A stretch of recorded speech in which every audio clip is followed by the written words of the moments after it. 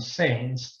Interestingly, there are, like San Michele Arcangelo, San Michael is a war archangel with an armor and a sword or a stick and a wing, Yes. generally fighting a dragon, and they're devoted to that. They have altars in the house. They have, and again, I'm not going too much, but if you dig down in the past, those places of cult, like in Manfredonia, it's a very rich area in Apulia.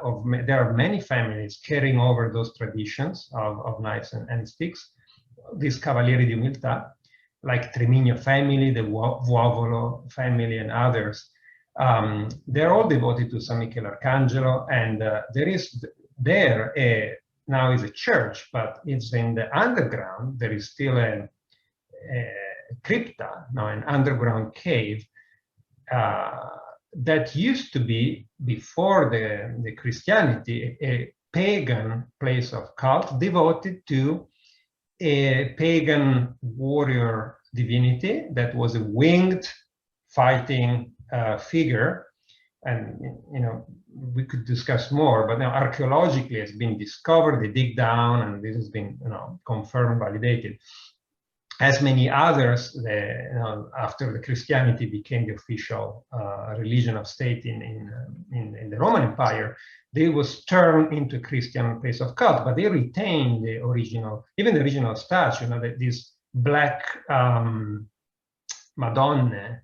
Now, sometimes they kind of recycle the images of divinities like Isis or other Cerere, these chthonic, so the underground divinities of earth, of fertility, who, they were like these black women nurturing a child that they were converted into a Saint Mary with Jesus.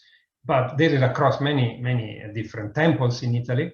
That was one of them, and it was specifically devoted to this warrior divinity, pagan, that then became the San Michael Archangel. But interestingly, that was a place of cult of warrior initiations. So there is a big disconnection from where, from an historical point of view, we're talking about, 1,500 to 2,000 years ago, to now a tradition that is a few hundred years old. But it's interesting to speculate how that area retained local pagan heritage that evolved into those, or fused into those traditions of fighting traditions, maybe influenced by other martial culture, such as around the knightly orders. Again, if you go to those places, you see, when I was studying around in Trani, next to Manfredonia, there were places of headquarters of the Templar orders. That's where the knight orders were shipping to the Holy Land for to doing the crociate, the crusades. And there are even churches that with big doors made for the knights to walk with a horse inside to be blessed before going to war, right? And ship from there.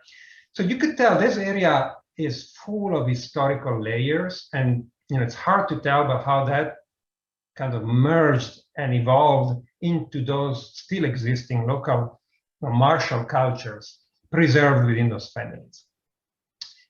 But those are, the overlap with these criminal secret organizations where they sprout or they kind of derived from is historically known. So yes, those arts were carried over.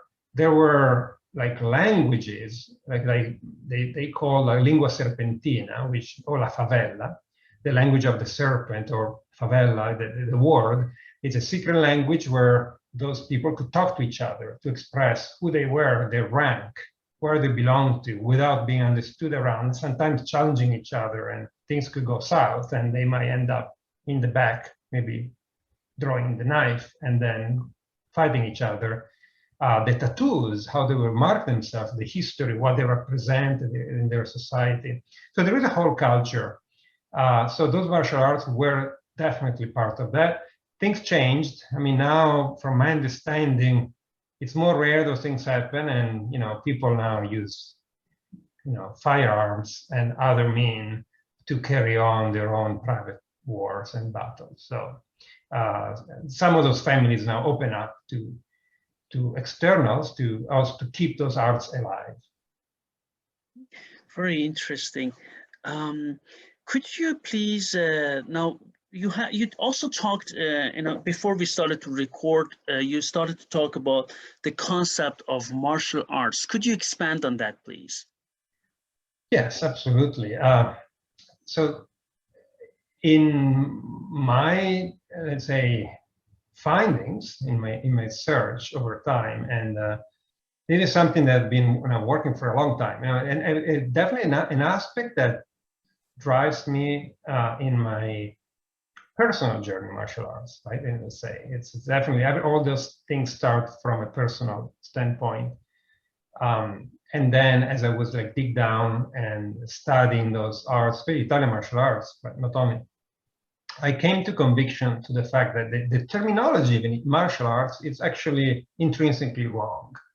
Now we say it because that's how we accept it, it's commonly used.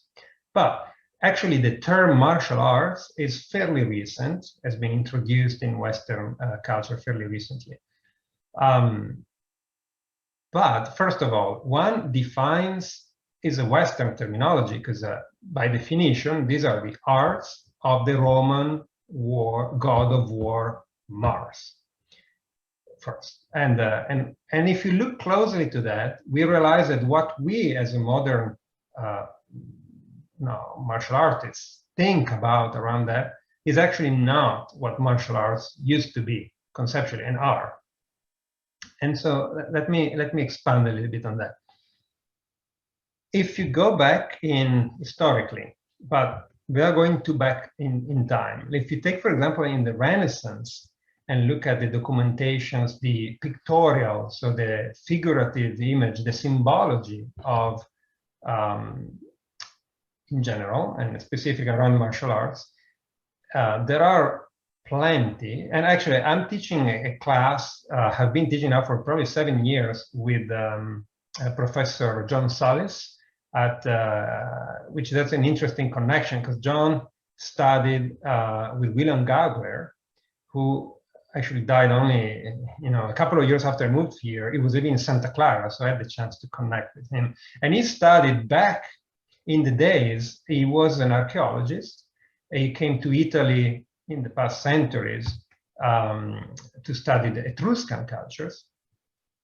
And there he started to study Italian fencing, but he had a lot to study with some of the last duelists, like the Nadi brothers and many others who were teaching modern fencing, but also classical fencing, still dueling fencing. So as a scholar, an academic, he did a century ago what today we could call HEMA, but it was simply, he said, oh, this is fantastic, let me go back and, he is a recognized fencing master of the Academy of Naples, and he was well connected to the, when he came back to US, still to all the federation, so he had access to manuscripts, and he did his own work, but he kept working also with the fencing masters of that century who were also teaching traditional dueling fencing. So when he came back to US, he opened a master class in Italian traditional fencing, dueling fencing, at the Santa Clara University, which was a master. So people could come take a master in Italian dueling. And he did it for a long time. And do you mean excuse me, Marco, do you mean an academic degree? Yes. That's interesting. Okay. Yes. I didn't know that. And absolutely an academic degree in Italian dueling fencing. Just may I ask you a question? And what do you want to do with it after that from practical point of view? Please take this because I teach at the University of Business Administration and Leadership, and this is applicable for many companies and intercultural management. But what do you do with that on a labor market? That's the reason I'm asking. Well, first of all, and by the way, you wrote many books. This, for example, is, solid work. This is a work of William Gogler. He wrote both in Italian and in English. This is Storia dello scherma. This is the Italian version.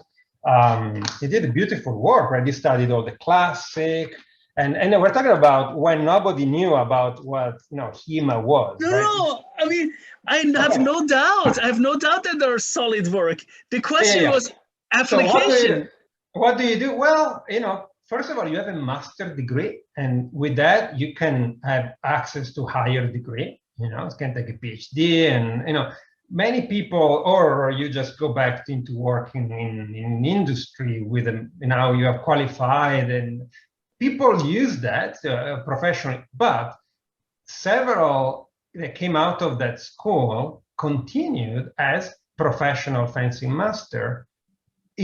William Gogler, Professor Gogler, created a generation. Actually, now we are the third generation, and some of them. Sean Hayes was one of the students of William Gogler, and his job is teaching Italian traditional fencing, and he did his own study and developed his own the study in the Fiore de Liberi and the longsword and etc. But that's his background. Puck Curtis is also a student of William Gogler, and well, he's an engineer. He did it, but he took it as almost a semi-professional job, and with that background, he started to study the Spanish historical fencing, right? And he developed his own curriculum. But John Salis, who's now took over the school and is still teaching the master fencing at the Sonoma University. He's a professor of philosophy, so he's teaching philosophy there, but he's also carrying over the master program for Italian fencing. And so together we are teaching. He has a class of philosophy of martial arts, and every year now I'm teaching a module on philosophy and spirituality of Italian martial arts in part of the school.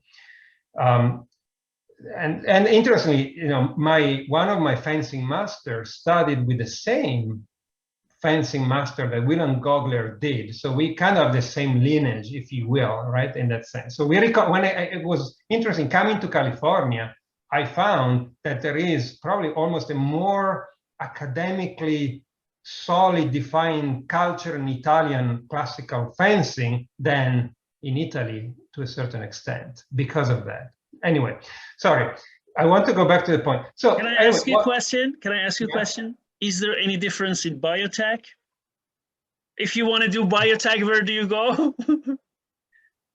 Well, academic, here you're probably more advanced in certain areas, especially in the private sector, for sure. There are more opportunities. Academically, I think in Europe you have an amazing training. You have less opportunity to put that training at work, I'd say.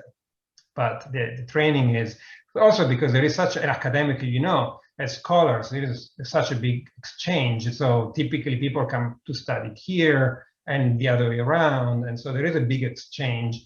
The difference that maybe here you get a multi-million grant to support state-of-the-art technology, while at the European Commission is so challenging, and it's hard to get such a big grants, and it has to be often in big groups and lobbying. Europe is much more political than here, is more meritocratic to a certain extent, though. Anyway, don't let me start as an academic, that's a different story. Now, I wanted to conclude that the question that I think is important, right? To say, so martial arts.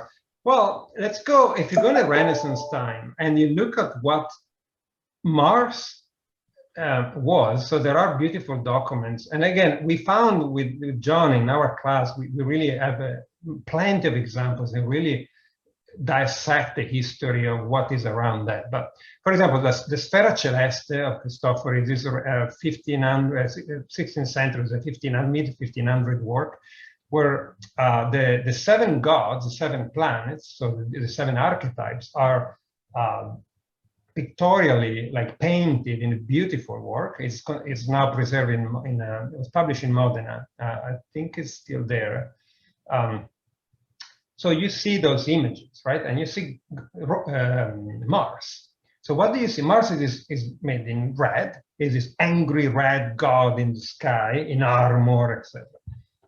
But then you look at the landscape around, and you don't see what we think people doing martial arts. You don't see people fighting. What you see armies like sieging and conquering cities, destroying and slaying. Is destruction, is chaos. And that's war. It's not about a man against another man. Men don't count as a group. It's strategy, is one culture against the other. Is that Mars is war, is a very violent and uncontrolled and chaotic reality. And the martial arts, if anything, are strategy, tactic, are how to conquer lands in long-term plans, etc. So, but then you start to look at the other gods, and what you notice is there is this different god. Is the king god. Is a solar god. Is the sun. Is all golden, has a crown. It sits on a lion, which is a symbol of that. Could be a god like Apollos, solar gods, the heavenly god. And now when you look at the landscape around, here you go. And then you see people wrestling. You see people dueling with swords or sticks, or doing athletic work and acrobatism, all those skills that we typically think of as martial arts. So if anything, they're more solar arts. They're not made for war. They're not really made for battle. And I always make this joke when someone says, oh, I need to, self-defense. And I go, well, don't learn martial arts. Buy a pepper spray and pray for the best. Because, on the street, you can be as strong and experienced for years, but you just need a guy with a knife coming from behind, and then it's over. What is the role of that? These are arts for the kings, for the aristocrats. Those are the arts of transformation, of transmutation. They're connected to alchemy. They're connected to spiritual path. They're the ones to create the leaders, the lords, the heroes. Typically, so from a mythological, from pagan standpoint, the arts can make the intermediate between heaven and the earth. Someone who can elevate himself to now being able to lead others, that you forge yourself. And typically it's one against one, where this dualities of like facing your own fears, which ultimately is a fear of death. If you can overcome by ritual of death, and again, all these major battles of mythological heroes are typically funerary rituals, duels in the context of a king that died, or important. And when you look at the Roman, Greek, Etruscans, and all the other European and Indo-European cultures, typically are in the context of sacred or funerary rites of passages. And so this work of refining yourself was connected to something that is beyond. It's not really to go into battle. Yes, if you are a strong people who distinguish himself in those arts are probably the one who can lead others in the battle as well. But there were more of that. And we don't have time to talk about this, but like gymnasium from the gym, or l'academica from academia that Plato describes in the Republic, etc. Those were temples dedicated of the transformation, the perfectionism of your body, of your mind, and of your soul, where you can practice in wrestling and pugilism and other martial arts in the center, with the stairs where people were doing mathematics, physics, philosophy, dialectically challenging each other mentally.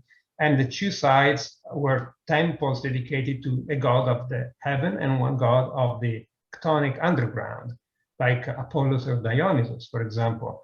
Those were places of transformation to create leaders. So there is a spiritual meaning behind that, and the defining, the dueling, that evolving then later with the Bologna school and what happens later with the, fencing evolution in Europe, eventually converging in a perfectioning an art of dueling, fighting one against one. But again, rapier is not a battle weapon, was not for the battlefield. It's for dueling, is almost a mental, intellectual art of the gentleman that could lead to death. But Marco, this is wonderful you're saying. I remember in an event, a person asked me, okay, now we have this African, we have, I was just had in Spanish in Aztec warrior, so there are warrior arts and all nations had it. But he asked me, excuse me, want to share? I say, yeah, I need to tell you something. And he's a rapier master, okay? And he's very good at that. Did Persians or other nations really know how to use a sword? And I looked at him and said, huh? Every nation did it. They just beat up each other and they killed each other. What are you talking about? No, because to me, fencing is the ultimate, listen, way of showing your intellect. And I told him, listen, there is no intellectualism in killing another man. If you want to show your intellect, you go and paint, you go and compose a piece of music, because he was trying, do you follow me what I mean? And then again, your explanation of, these solar arts or martial arts explain it very well, because for him, fencing was only, because he really said it, for him, fencing is only the rapier. Anything else is not the art of sword fighting. You hear me, Marco, what I want to say. This is so, and I was laughing and I looked at him and said, oh God, he's a real answer. I hear you. Well, I hear you. Well, there is much more I'd love to say, and I only touched base about, want to tell more about the other arts of the South. I just mentioned, for example, art more, not for dueling, but for self-defense, like Cella Meraviglia and others. Unfortunately, I have to go, but I'm happy to follow up if there is, much more we could talk about, and I'm always happy to share.